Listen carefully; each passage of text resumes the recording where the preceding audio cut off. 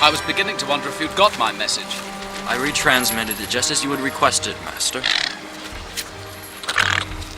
Then we decided to come and rescue you. Good job.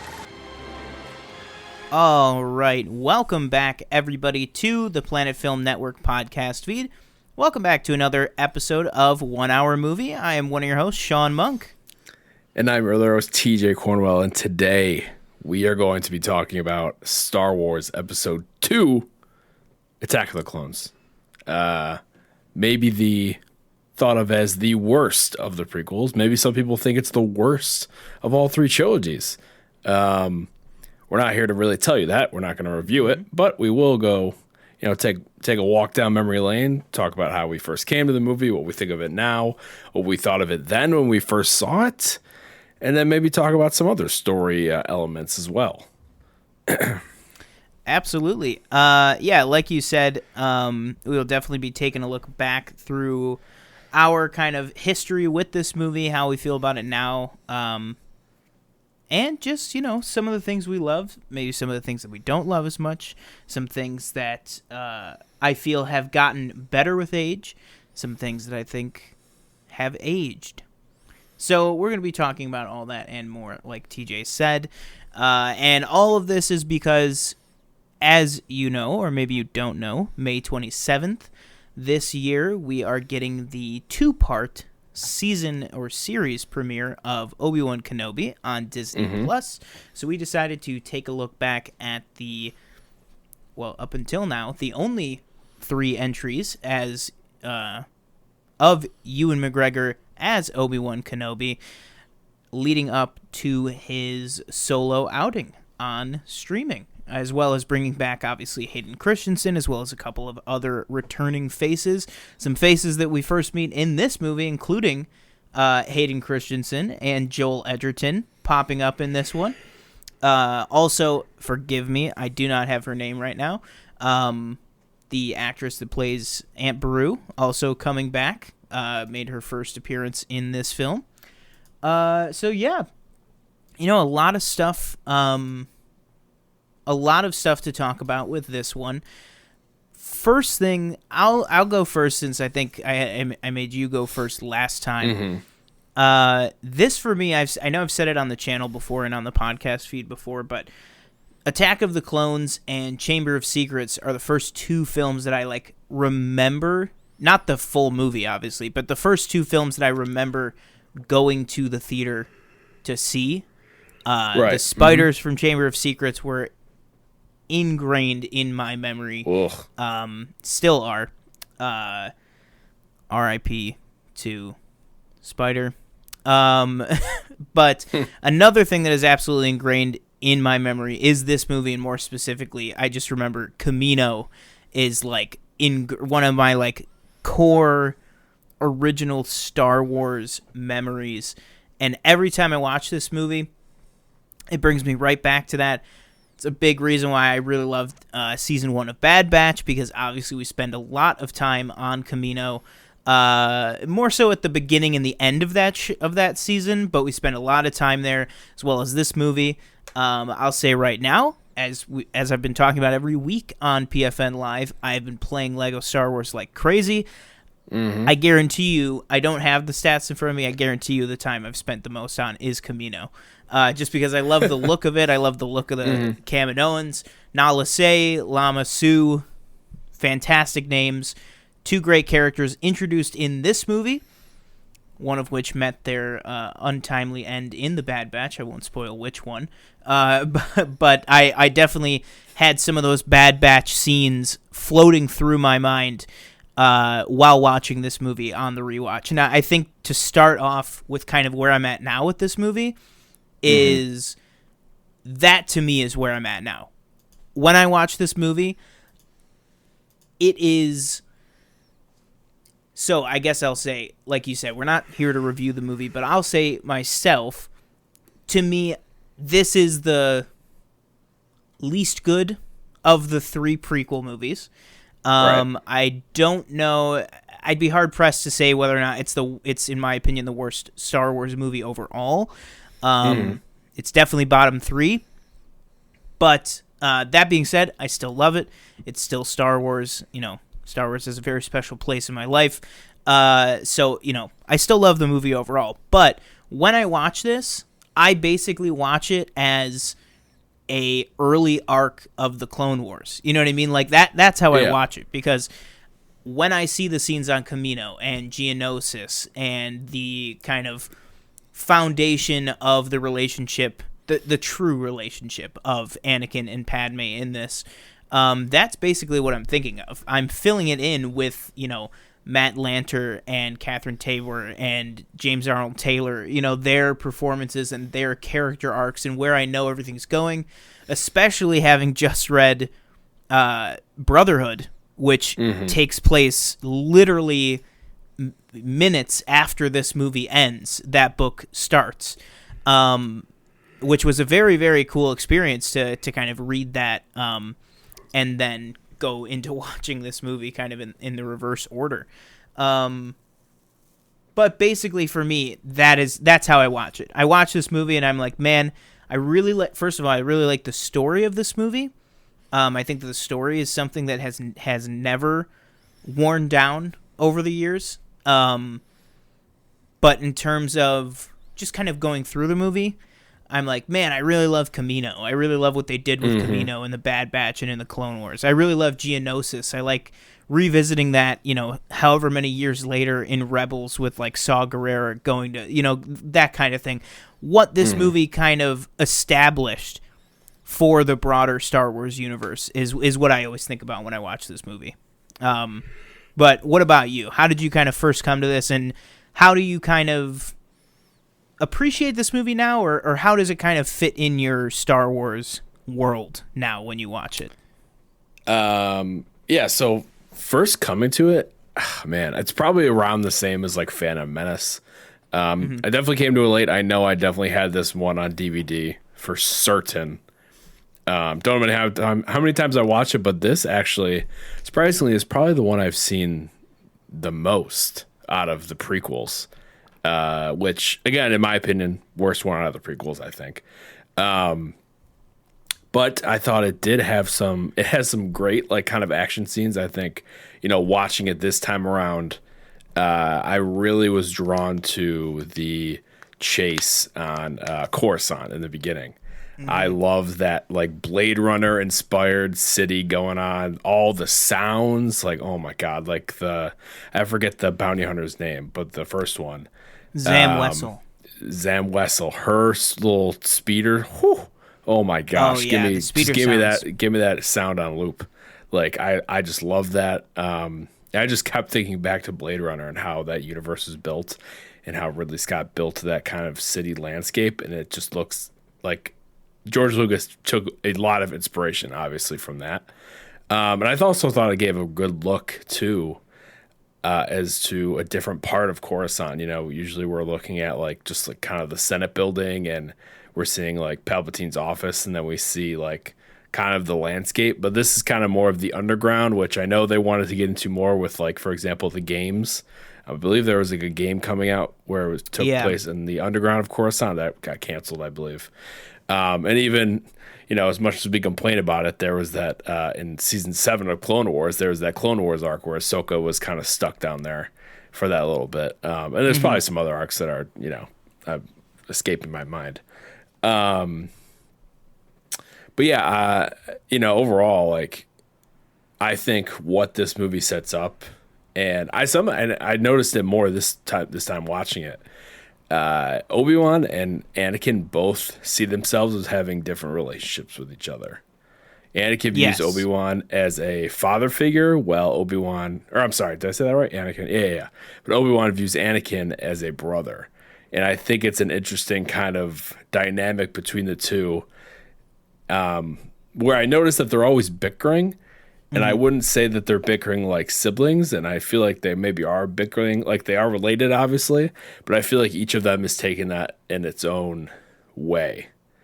Whereas Anakin talks about Obi-Wan like he's his father, like he doesn't believe in me, like he doesn't trust me, like he says that whole thing. He's talking to Padme that whole time, and both like in her room, I think it is, and on Tatooine. He's kind of talking about him in this way where it's like, you know, you would, I guess, your dad. It's like, you know, or your parents. Like, your parents don't trust you to do this something or, you know, whatever. And I thought that was really interesting. Like, I feel like I never picked up on that before while watching this. You know, and that was something that, you know, I think really added for me the story of their relationship and kind of actually gets me pretty hyped to see, you know, what the relationship is in this show coming up. Yeah. I mean, obviously, you know, like, again, we're not reviewing it, but, you know, the dialogue is the dialogue, the acting is the acting. Like, you know, I don't really put that on the actors. It's more of a George Lucas thing. Even like some of the heavy-handed stuff, like I was just thinking when Palpatine and what's his name again? Who's the blue guy? I always forget his name. Masamita, when they're when they're talking at the in the office with Jar Jar, and him and Palpatine are like, if only Senator Amidala was here, and they like glance at Jar Jar. It's like, it's like, okay, I get it. Like, he's gonna give him the emergency powers and blah blah blah. You know, some of that stuff is like very eye rolly and stuff, but yeah, like that on its own, still would work.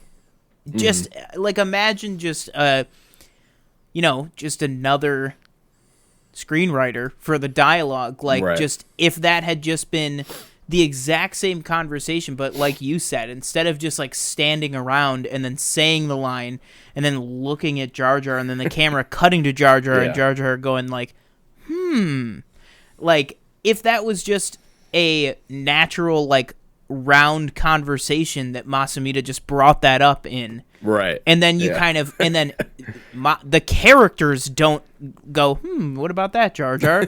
You know, if the camera just cut to Jar Jar and, you know, you kind of see him register it, like that would just go so much further to just make the dialogue just a little more natural. I feel that's one of the big things that stood out to me this time around watching it was just, like you said, you know, and we're not trying to critique or review the movie. It's just, this is part of the movie and part of revisiting it is just, it just feels at points like a little stilted, I guess. But like I pointed you said, out to you the in the beginning when they're landing on Coruscant, and the guy goes, I thought somebody would have been following us, but no problems. And this ship immediately blows up. Yeah. I was like, okay, I like something I thought was like also interesting watching it again this time, and I don't know the last time I really watched the movie. It was probably when I think we did a rewatch before. Well, actually, we weren't even doing this channel when Rise of Skywalker came out. So maybe I was doing it then. I don't really remember. Episode 2 of Planet Film Live. We reviewed it, right? Was about Attack of the Clones. Yeah, yes, just I randomly. do remember that. So that was probably the last time I watched it. Watching it this time, I noticed that there are, and this is something obviously throughout, you know, the movie. It's like, you know, you can kind of get mad at the Jedi Council because it's like, guys, like the dark side, the Sith Lord is right in front of you. Like, pay attention. Like Dooku literally spells it out for Obi-Wan, and Obi-Wan's like, no, could not possibly happen. Yeah. I found it very interesting that I feel like Mace Windu and Yoda kind of pick up on, you know, slight things that Palpatine is kind of, he's not like saying outright, but like they are suspicious of Palpatine. And I think, you know, it's kind of maybe a little bit further confirmed throughout the movie that of their suspicions, but they don't fully get there obviously into episode 3. But I found it interesting, you know, like, I don't remember what scene it was. I think it was when they're all like meeting in his like office or whatever. And I don't remember what he says, but they kind of like either like look at each other or like Mace Windu like gives like a little like look, kind of like not at the camera, but like you can see his facial expression. Yeah. And you're kind of seeing the wheels turning in his head. And I mean, that's Sam Jackson just being like a really good actor, but I really found that interesting to see, like, you know, they're not like totally dumb. Like They suspect something. Yoda's having those kind of like, he's having those. I don't know what you want to call them, visions or whatever in his head, where he's obviously reacting to them. So they're aware, but they can't really like connect the dots. Yeah, and I agree with you in that a lot of, kind of like we talked about, a lot of the core thing of nowadays people look back at these movies and there's people that are very like idealistic, I feel like, about the original trilogy. And that's not to say that that's a wrong opinion or anything. Obviously, no opinion's wrong. But I feel like there's people that are just very like, well, when I was a kid, Jedi were good, and that's well, that's because your example was Obi-Wan Kenobi, who is a good Jedi. That is a good Jedi. Luke Skywalker is a good Jedi, mostly. Same with Obi-Wan. They're all flawed individual characters, which I think is fantastic. But it really is these, and then a lot of what I was saying was a lot of the people go, this whole new thing of, oh, the Jedis were really, kind of crappy the whole time. Well, they were. That's what George's intention was the whole point of this trilogy was to show how institutional failure fails. How a sitting 1,000-year-old democracy can basically be strangled into a autocracy or an empire in this case, right under their noses. It's the whole thing of like, if you throw me in a pot of boiling water, you're gonna scream, but if you put me in the pot and then slowly ratchet up the temperature over and over again, you're not going to notice until you're cooked. And I feel like that analogy is perfect for the Jedi Council, and specifically, like you kind of said, specifically Yoda, and I think specifically Mace and Yoda. It's very much, they feel it. They feel that something is going on, but they can't quite take that leap. And that's, I think, the best thing about these stories is you go, man, the Jedi really made a lot of mistakes that led them to this. But then you're like, but then you realize you're like, yeah, they did, but the only reason they made those mistakes is because of Palpatine. Like, if he wasn't there, it's not like the Jedi, yes, were the Jedi misguided? Totally. Was the Republic failing the people? Absolutely. It didn't help that there was an evil person literally taking over and seizing control of everything at the same time.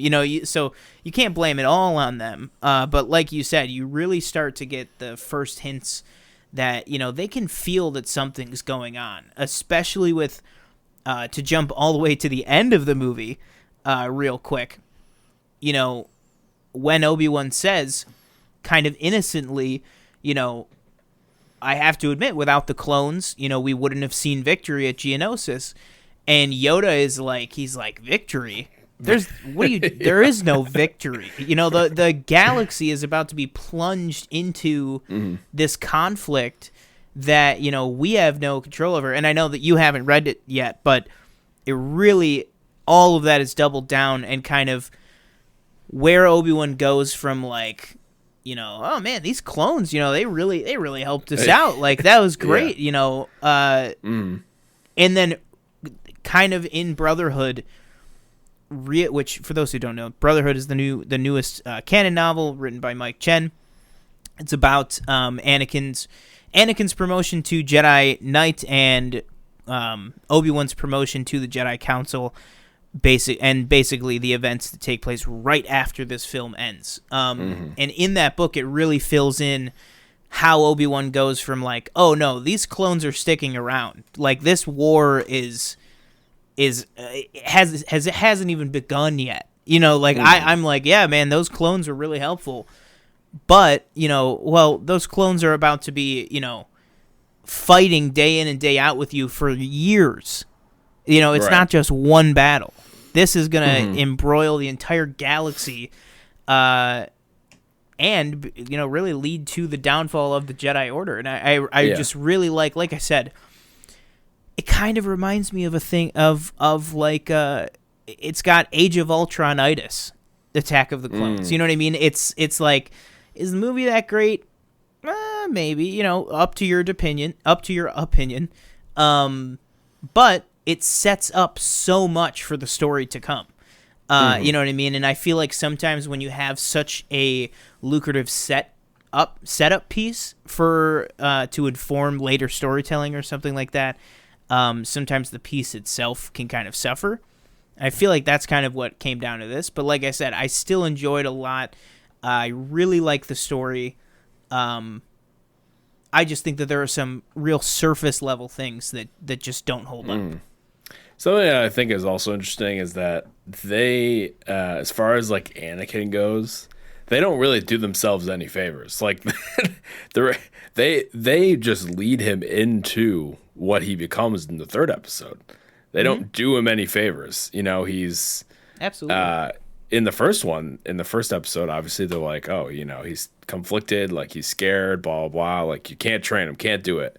And then in the second one, it's like he's being trained by Obi-Wan, but at the same time, like you see all these blow-ups he has. I think Padme obviously sees it too. She sees it definitely on Tatooine when he does that whole like rant about Obi-Wan and his mom and how he slaughtered these men, women, and children of the Tusken Raiders. And you think, Padme might be like, oh, this guy's a little messed up. Maybe, maybe I should stay away.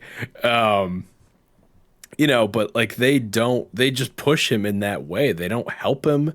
And you never get the sense either that they sense anything, they don't sense what's coming.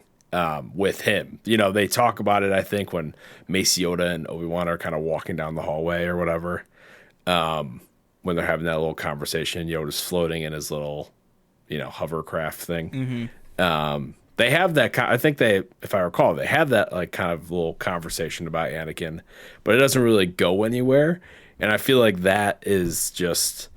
They're not addressing the problem. Like they don't, surely there was Jedis before Anakin that had, these attachments that they were unable to let go, right? Like you'd have to think so. Like surely we've dealt with this before where we could, and maybe this is just now me like critiquing the story. I'm not really trying to. But surely, we have some sort of plan where we can, allow Anakin to let these things go. And at the same time, it's really hard to be a Jedi because you can't do any of these things. It's like, I feel like it's really easy to be on the dark side. And I feel like they've said that multiple times, but it's like, you can't, do all these things. Like you can't get married. You can't do all this stuff. And I think it's a very rigid structure and it's hard for someone to grow up in that, especially when you haven't really known that because he wasn't born into the temple. Like he came in and he was, what was he, like 8? Yeah, he was like 8 or 9 when he came in. Yeah, so it's like 9 years, for 9 years he wasn't living like that. And then to be thrusted into that, I think it's a very new, it's definitely a new kind of environment.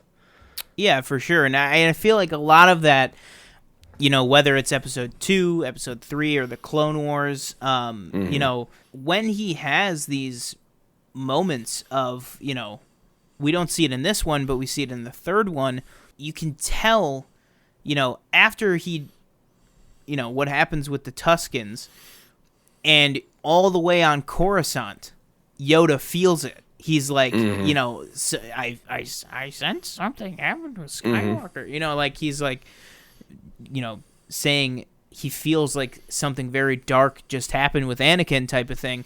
But then he never checks in with it. Right, exactly. And you see these moments of almost definitely guilt, but almost shameful like guilt with Yoda in his final Clone Wars arc. Obviously Yoda does show up in season 7 very briefly, but the original ending of the Clone Wars, he had his like 5-episode arc of journeying to Dagobah into the Force, going through his trials essentially, with like the wills and everything, and you see that he has regrets about not defending Ahsoka when they put her on trial. He has regrets about not speaking to Anakin.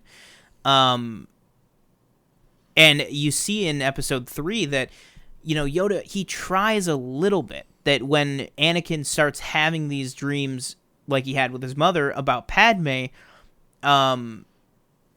they do have a talk in episode 3, and which we'll talk about next week. They do have a heart-to-heart. They do talk to each other, Yoda and Anakin, but even so, Yoda's advice is basically, well, just don't think about it.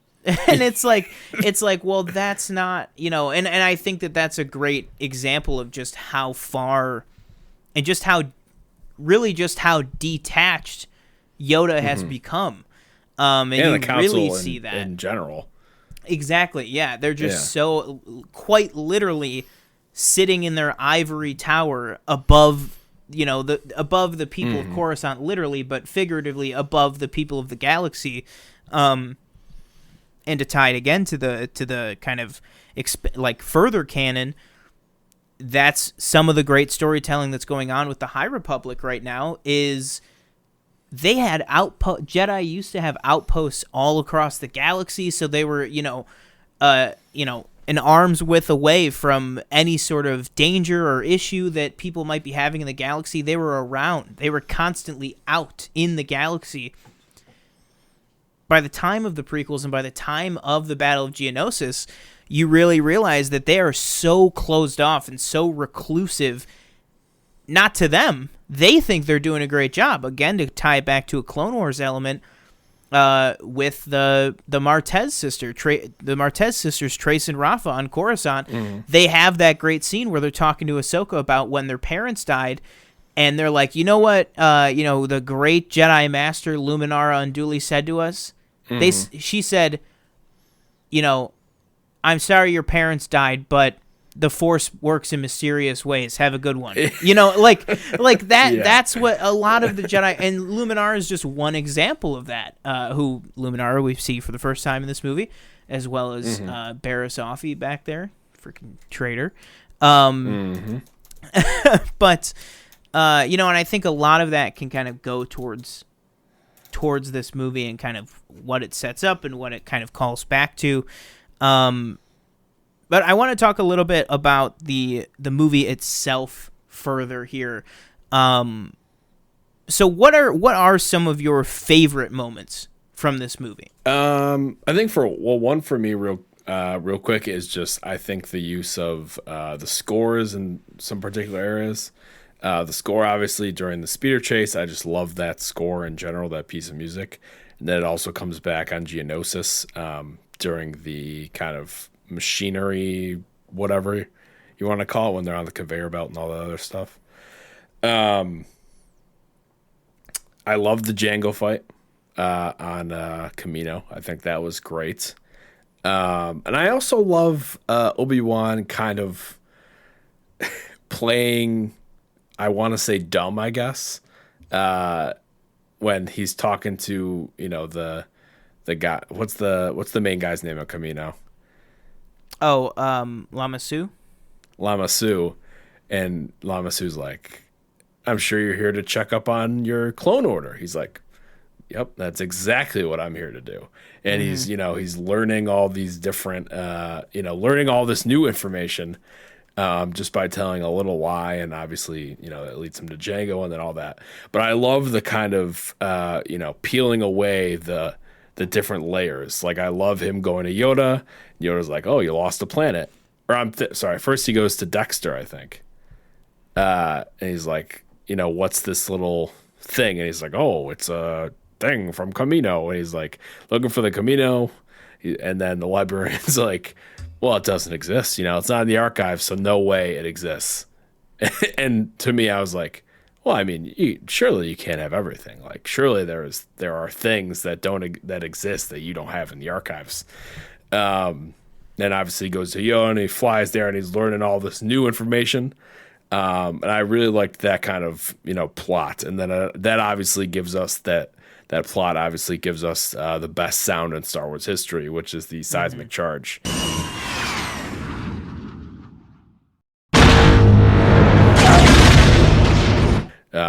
Which again, I was very happy to hear. But yeah, that was probably that little plot is probably one of my favorite moments, or not moments, but like just storylines throughout the movie. And then obviously the fight on Camino I thought was fantastic. Yeah, I agree with you 100% on the sound design. I mean, Ben Burtt again, Ben Burtt, legendary sound designer, sound mixer, and everything over at Lucasfilm. Made so many amazing original sounds for the entire Star Wars saga and everything, and Indiana Jones and a ton of other stuff, obviously. But that, especially the seismic charge, is absolutely fantastic. I think I agree with you again. John Williams is fantastic in this. I think, first of all, the reprise of Duel of the Fates when Anakin is, riding on the speeder across the desert of Tatooine, and you see the twin suns, and it's really reminiscent of, obviously, Luke looking into the twin suns, whereas in that case, it was, the hopefulness and kind of the sorrow and the longing to be a part of a bigger galaxy and everything. Whereas here, the twin suns are giving off more of a like red and like bright, hot orange, to kind of show his pain and his anger and his anguish in the moment and everything. And then like I said, just hearing that Duel of the Fates again, because it ties back to kind of what we talked about last week with Phantom Menace. It's called Duel of the Fates because it deals with the fate of Anakin Skywalker, and you hear it three times, 3 separate times in this trilogy, one in each movie, and each one is a turning point in the fate of Anakin. The first one is when Qui-Gon dies. The second one is here when his mother dies and he, slaughters the Tuskens. And then the third one is when him and Obi-Wan are fighting on Mustafar. So I really, really love that. And then also, sometimes, when you make such good music as John Williams with these Star Wars movies, some of your great music gets overshadowed by your other great music. And I think that Across the Stars, which is the song that this ends with, and kind of the Padme and Anakin, love song, basically, is some of the best music in all of Star Wars. Across the Stars to me is so fantastic.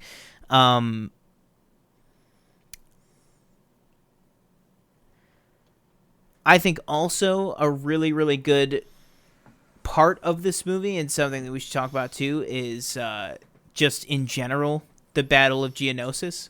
I think, obviously some of the look of it has, is dated at this point. It's dated. I think now it really could look so much better with the stuff the technology available now.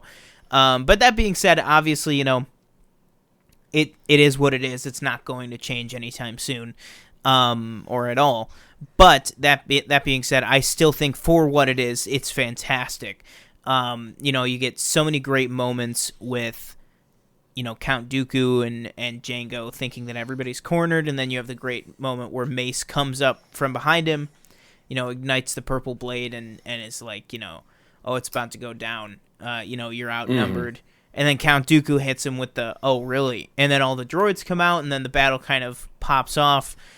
You get the huge fight, this giant, I think there was like 215 Jedi went to the Battle of Geonosis. Little Star Wars trivia question for you. Do you know how many Jedi survived before Yoda got there with the clones? I'm gonna guess probably like 30. Way less. Oh, way less. Okay. 15. 17.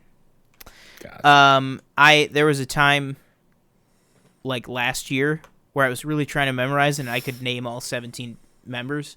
Oh my God. Because the great channel Star Wars Explained, they always have weekly live shows, and this one person constantly every single live show would put in a super chat and ask them who were the 17 Jedi that survived the Battle of Geonosis.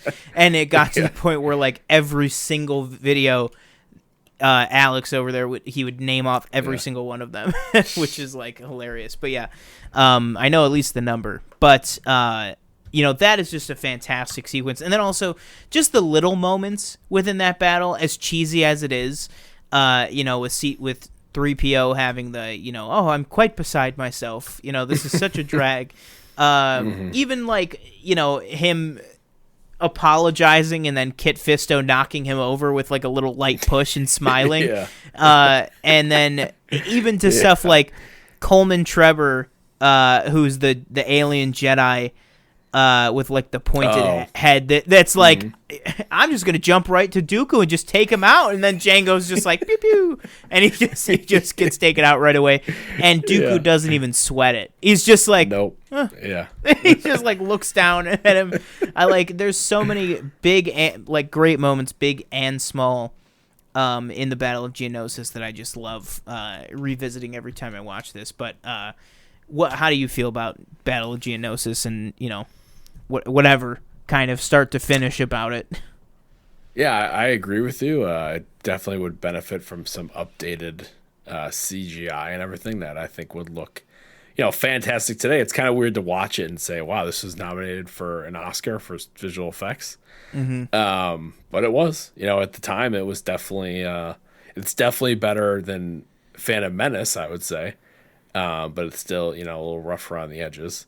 But no, I agree. I think, what maybe this battle is lacking, I thought it was a very, and in one way it's probably to show, just how strong Mace Windu is. But at the same time, it's kind of, they've built Jango up as a character and he just kind of gets his head chopped off in like 2 seconds. Maybe you could have gotten a little bit more of that. But no, I agree.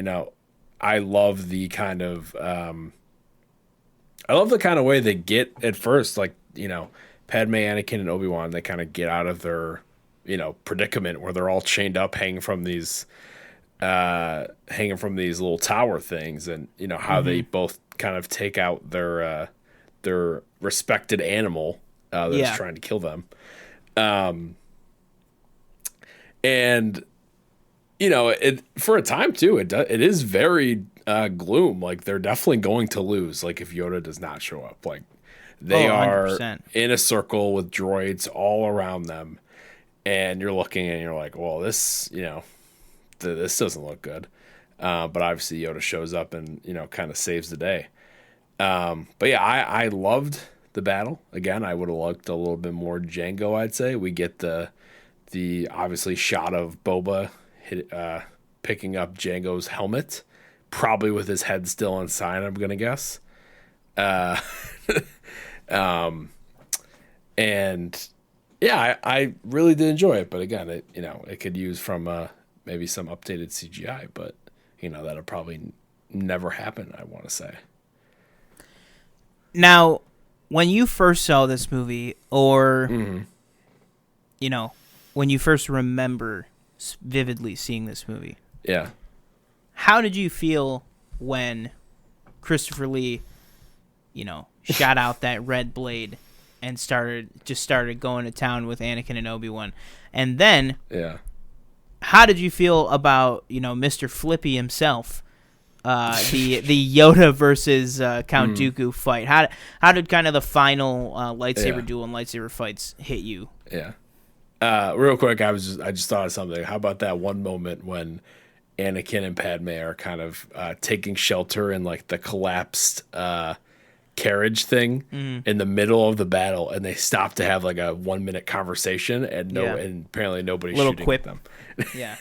Like nobody's firing anything around them. But no, I that is one of, I think that is probably a very overlooked lightsaber duel, I'd have to say, right? Like, because you think, obviously Duel of the Fates is probably the best out of you probably go, Obi-Wan, Anakin, and then Obi-Wan, Qui-Gon, Darth Maul. Like, is that 1-2 interchangeable, you think? For like Are you saying prequels? 1-2 of the prequel or 1-2 of the franchise? Prequel. I would say just prequels for now, because that's what we're talking about. But you say it's 1-2 interchangeable? Yeah, I would say. I would say they Okay. both have an argument to be 1-2 of the franchise. Yeah. I don't know if that. Yeah, I don't agree. know I right agree now, with but you. I think Right. there's an argument to be had about both of those for sure. Yeah. But I agree, I mean, definitely if I was just overlooked. ranking those, right? Like I'd probably put like this one probably like 3-4 for yeah. prequels. Because how many are there? Like, is there 4? Is that correct? Yeah, Because there's. I figure you have Sidious and Yoda. No, there's more than Except for- 4. There's Duel of the Fates. Well, technically, there's. I'm not gonna count this, but there's the little scrap that Maul and Qui-Gon have on Tatooine. Oh yeah. Yeah. That's not really a full duel. So there's Duel of the Fates. There's only one in this. Yeah. So this one, which I guess would you include? Grievous. Forgot about Yeah, Grievous. that's what I was. But would you include? Would you include the Dooku like versus Anakin and Obi-Wan and Dooku versus Yoda as 2 separate ones? Yeah, I guess. Yeah. So then I there's was gonna these make 2. them one, but yeah. Yeah, well, all right. Well, there's the end of this then. There's, like, the Geonosis duel. Then, yeah, Grievous. Well, there's Dooku at the start of Episode 3. And then, Oh, yeah, so there's okay. 4. Yeah. There's You're 4 right, you're right. duels just in Revenge of the Sith. 'Cause In there's, Revenge of the there's Sith, Dooku yeah. at the beginning, Grievous, Palpatine, and then obviously Anakin versus Obi-Wan. So yeah, I would definitely put it for sure 3 or 4 Yeah. in the franchise. Like Yes. I think it's yeah. Yeah, I think one of the coolest aspects of it probably is maybe Anakin just utilizing 2 lightsabers at the same time. Yeah, we don't see obviously we dual have- wielding on Right. live Like, we have action Darth that Maul, much. obviously, with the sabers on each side, but we don't have like a lightsaber in each hand. Mm-hmm. I thought that was very interesting. I thought it is a little, watching it again, it is a little, it's very like, it's just shot at their faces and them just going like waving their arms, and you're kind of Yeah. like, show me the fight, show me the duel, like what is going on? Because they set it up really cool too, where Anakin like turns out he like cuts the power cord and all the lights shut off, and it's like, oh man, it'd be so cool to see, kind of like an Empire when Luke walks into the room and you just see Vader. It's pretty dark. I mean, there's some lights on the ground, but you see Vader's like just like lightsaber like open up, and I Yeah. think that could have been a really cool moment to do that when he cuts out the lights. Mm-hmm. The Yoda aspect is cool. We got is that the first time we hear the famous yell? Oh, believe. Yoda? Yes. Yeah, I think so, yeah. I do love that. I do love the battle of, I think more than the Yoda lightsaber duel and Dooku, I love the battle of wit. Yeah, where, like with the Force. we have the Force. He's just kind of throwing Mm-hmm. things at him, and then Dooku's like, oh, I'm just gonna lightning you, and Yoda's like, not so fast. I can absorb Yeah. this. Like, you gotta be better than that. You gotta be smarter. Yeah, I love that because it's like Dooku is so, to the audience, he's so visibly old. Obviously, he's Christopher Yeah. Lee, but it's like Yoda still looks at him like he's a child. Like he's like, oh, Right. much more power I sense Yeah. in you, Dooku. But then he's like, I'm the most powerful any Jedi has ever been, even more powerful than you. And then, like you said, he hits him with the lightning. Yeah. And then Yoda just absorbs it, and he just hits him with still much to learn, And Dooku kind of has that face where he's like, "Oh, what the hell?" Like, I just love that. The only thing in that, and I do love that exchange. I think that dialogue is like great. The only thing that I hate in that is just, like I said,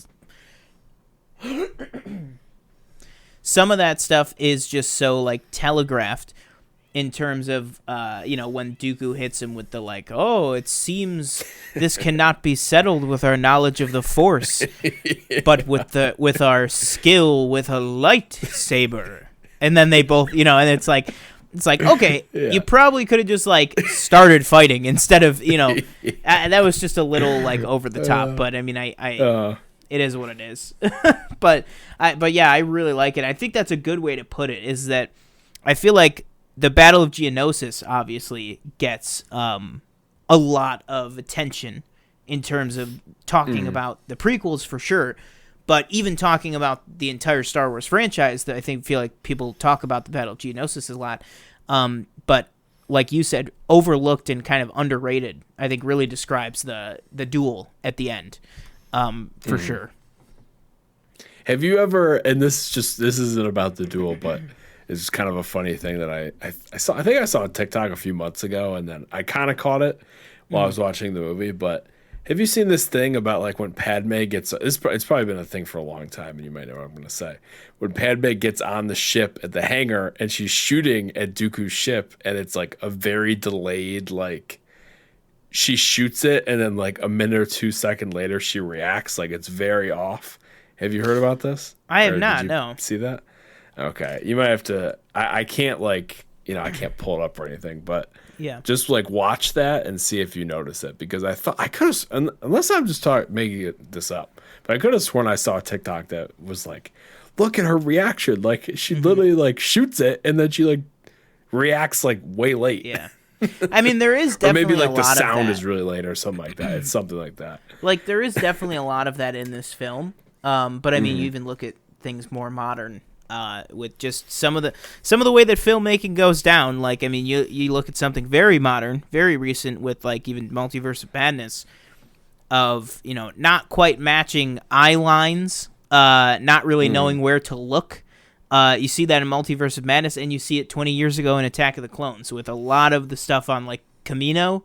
God bless Ewan McGregor, but he really, he's looking at the top of Jar Jar's eyelids. He's looking, and God bless him, because you watch this movie and everyone has a harsh outline around them almost the entire film.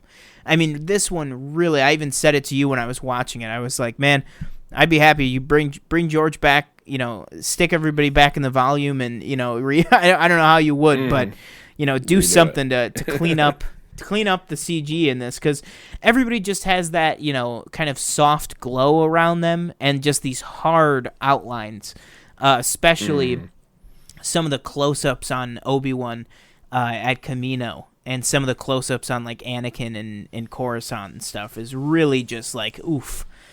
You could really see kind of the old school, and like you said, though, nominated for an Academy Award for Best Visual Effects. This is groundbreaking, not even groundbreaking. This is just never even attempted on this scale ever before, never even thought of, to do basically, essentially an entire movie like this.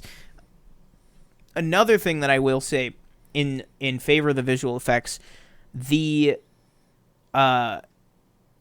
look of Jar Jar in this like blows my mind for it being 20 years old. Just the amount of clothing. Like I remember during the pandemic, I was like binging through Corridor Digital and Corridor Crew, which if you don't know is a YouTube channel, where they, it's like a VFX house and stuff, and they do challenges and stuff all the time. But they always say like one of the hardest things to animate is cloth physics and stuff like that.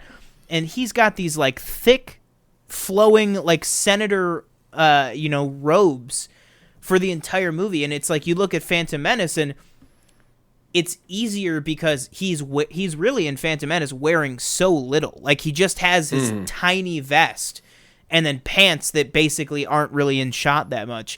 This, he's a fully CG character interacting with partially real sets and real objects and stuff like that. And it just looks fantastic, even 20 years on. It looks so good. By the way, I'm sorry that this is, we're almost to the end of this, and this is the first time we're mentioning it. Happy 20th anniversary to this film. It came out 20 years ago this week, which is another, great thing that just kind of lined up with when we're doing this, to kind of celebrate the 20th anniversary here of Attack of the Clones. which is just crazy to me that this movie is that old. But yeah, I mean, I don't know. I don't know what else to say, really. I really, really love watching this movie, and I really, really love this movie. I just don't think it's a particularly great movie, but it's still some great Star Wars. And that's kind of where I land with it. What about you? What are some other things you want to touch on, and then kind of, whatever you want to say.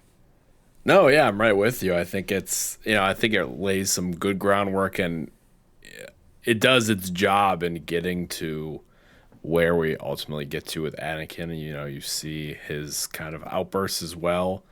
As he has some highs and then he has some lows. And even when, when him and Padme are in the field and they're talking about the government thing, and, she's like, well, not everybody agrees sometime. Like, how would you? Well, then they should be made to agree. Well, then they should be made to agree. Okay, buddy. She's like, wait, what? Yeah. And she's like, that sounds like a dictatorship. And basically he's like, well, if the shoe fits, it's like, oh, exactly. Okay. Yeah, literally. Yeah. Well, he's like, well, and if I know it works. He's kind of joking, but at the same time, he's like not joking. Like, yeah, it's he's definitely joking, but it's like, yeah. But then he literally does that. So it's like, was he joking? Knowing what we know, it's like, he's not really joking. Yeah. But yeah, I think it does a good job, for me at least, laying, some groundwork onto how he kind of, goes that path, going the path that she cannot follow. And, I really think that adds, and obviously we have Clone Wars. I mean, that's 7 seasons of just like, here's more Anakin, here's how we're adding to his overall story. But for me, I think it does a good job of showing, where he started and how he came to become Darth Vader and a Sith Lord. Yeah, I think that's really what this movie's strong suit is yes, Obi-Wan's incredible, Padme's great again, but really, because for all intents and purposes, Anakin is in Phantom Menace, but it's not really Anakin. It's, you know what I mean? It's Anakin, but there's no, and there are small hints to it, but it's like his journey, his real descent in terms of major descent does not start until this movie. It doesn't start until with Hayden, essentially.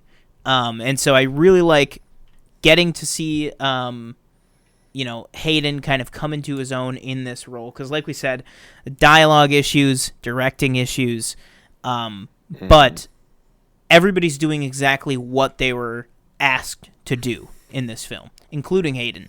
And I think that Hayden has a lot of choppy kind of, cringy kind of scenes in this movie, but it's what George wanted from him, and he's still good. I mean, you look at scenes as over the top as it is, when he is doing the scene where he's saying, and they're animals and I slaughtered them like animals, and I slaughtered he is them. acting oh yeah, he's got tears in his eyes, he is screaming like from his soul. And it's the exact same thing. That's like saying, just watching A New Hope.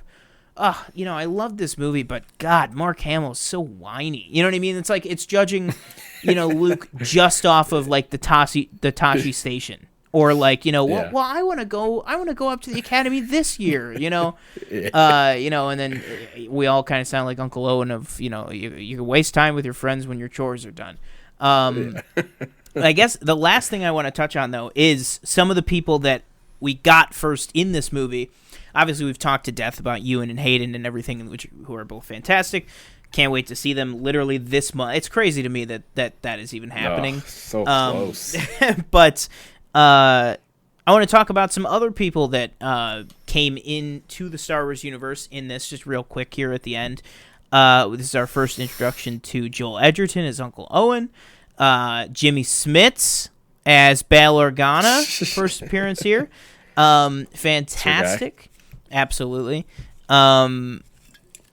trying to think who. Oh yeah, obviously Tamora Morrison as in this movie Jango Fett. Daniel Logan as Boba Fett.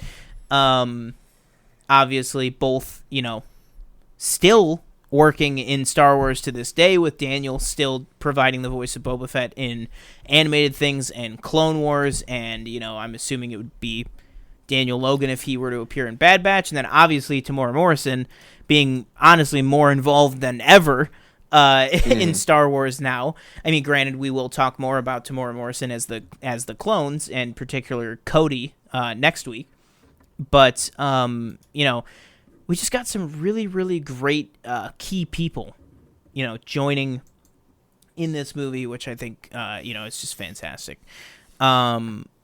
But yeah, guys, I think that will do it for our 1 hour movie talk here of 2002's Star Wars Episode 2, Attack of the Clones, on its 20th anniversary, no less, getting ready for Kenobi, which is going to drop in 12 days from when we are... No, 9 days from when we are recording this. Jesus. 9 days away from Kenobi, almost a week. That's pretty insane. But yeah, let us know, guys. How are you liking these 1 hour movie shows? We got a couple more of these coming for you guys. So stay tuned for that. Make sure you go ahead and leave a review and a 5-star rating on the podcast feeds, especially Apple Podcasts. Really helps to get the podcast feed out there. Share it with more people. Also, if you're watching this on YouTube, make sure to like, comment, subscribe, everything like that. And last thing for me, guys, again, I've been one of your hosts, Sean Monk, and just really, really make sure, go ahead and follow us on Instagram, Twitter, and especially TikTok at the official PFN. We are on our way to 400 subscribers on the YouTube channel and on our way to 300 followers on TikTok. So we really appreciate all of that, all the growth and love that you guys have shown us on those platforms as well. Yeah, been another host, TJ Cornwell. Thank you for listening. Leave a 5-star review on any podcast services. Come back next week where we're going to have Revenge of the Sith, 1 hour movie episode. And then going forward, we're also going to have a Top Gun 1 hour movie episode as well. Looking forward to the new Top Gun Maverick film coming out in, I think, a week or two. So keep an eye out for that. Sean said, subscribe to all the channels as well as follow on all our social media platforms. And we will see you next time. Boom. You seem a little on edge. Not at all. I haven't felt you this tense since we fell into that nest of gundarks. You fell into that nightmare, Master, and I rescued you, remember? Oh, yes.